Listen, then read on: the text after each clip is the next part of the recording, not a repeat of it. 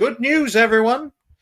That Park Place collaborates with Geeks and Gamers as the landscape demands alternative alliances. Now, I can tell you this, folks, as a fan of That Park Place, as a source for all things topical news, as well as being a fan of the Geeks and Gamers organization, I think this collaboration is absolutely fantastic and will benefit both organizations. They're both dedicated, they're both professional, and they're both capable groups of people with a talented lineup on both ends.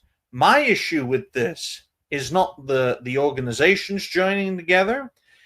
My issue with this is the precedent that it sets.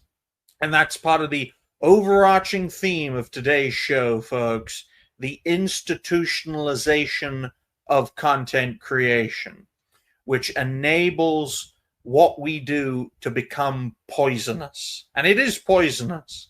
It's the same type of poison that allows the likes of Hassan Piker to roam free, and he's far from the most egregious example.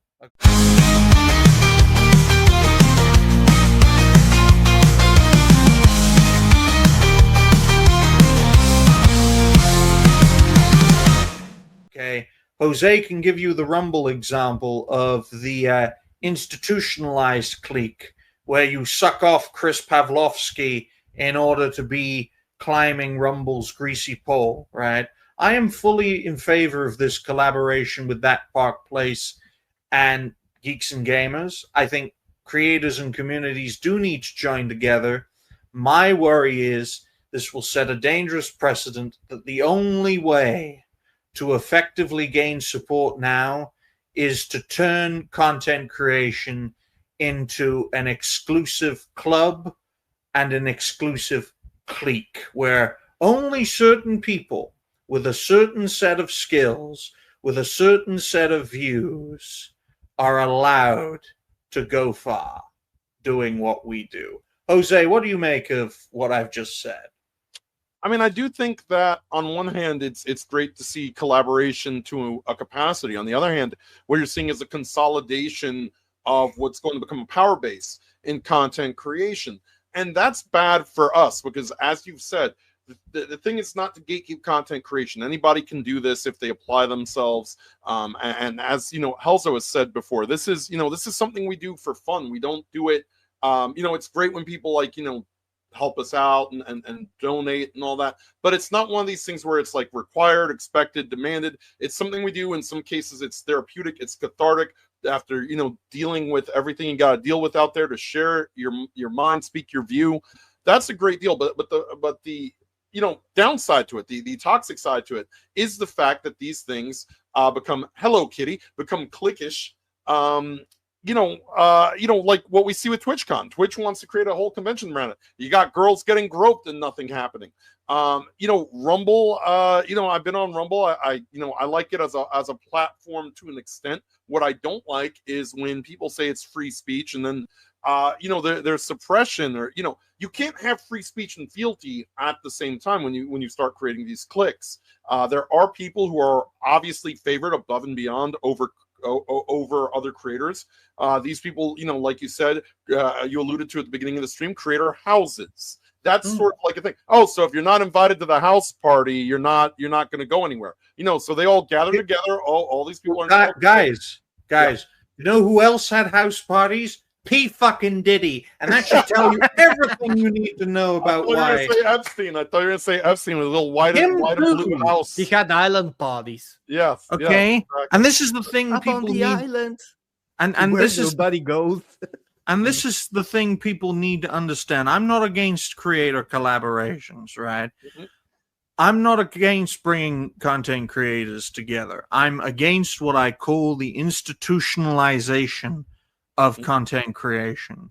And it just goes to show I'm not a professional, because I actually pointed at Helzo, but I said Jose instead of Helzo. And I'm like, let's get panel perspectives now. But this is the thing we need to consider, because another thing that has recently happened is the side-scrollers collaboration with the Rumble platform. The creation of a side-scrollers content house, as well as the creation of a fundathon as it were, raising about $50,000. I think that was the target goal for the Side Scrollers Rumble collaboration. And it just goes to show, if this is where we're heading, I don't think it's going to end well for what we do as a whole. I think best case scenario, it's going to help prominent creators come together in more ways than one, and really build and develop upon what they've already done. But for the discourse for as a whole, there's no way you're going to bring in new generations of creators using that cliquish model. It's just going to be the same people with the same talking points, talking about the same topics all the damn time, and you will never get the fresh air needed. You know, you won't get the Furious Dans of the world. You won't get the Roadkills of the world. You won't get even the Liliths of the world. Half the people I know don't even think Lilith's a woman, but people need to understand this. If it's just the same people with the same views, talking about the same topics, we know how this is going to end. This is going to end with the annihilation of content creation, whether you like it or not. It goes back to the uniformity of the old days. That was when there were 3 TV stations. They all basically said and did the exact same thing. It'll lead to uniformity of thought, which, you know, in and of itself is a bit of a problem. It doesn't, you know, again, we go back to that illusion of the ring. It's not about, you know, it's not about throwing the ring in the fire. It's about who controls the ring. And that's what's going to happen. Now we're creating another institution that's just going to be all of these opinions. And then the other institution is all these opinions. And if you're anywhere in between, or you don't toe that line, or like, as you like to say, you don't climb the greasy pole, guess what? Your ass out. Now, folks, I can't disclose my sources here, unfortunately, because I can't legally be myself on this platform. But I had a taste of the top, and I can tell you right here, right now, it's not all sunshine and rainbows behind the scenes, okay? Because this is not just a serious business.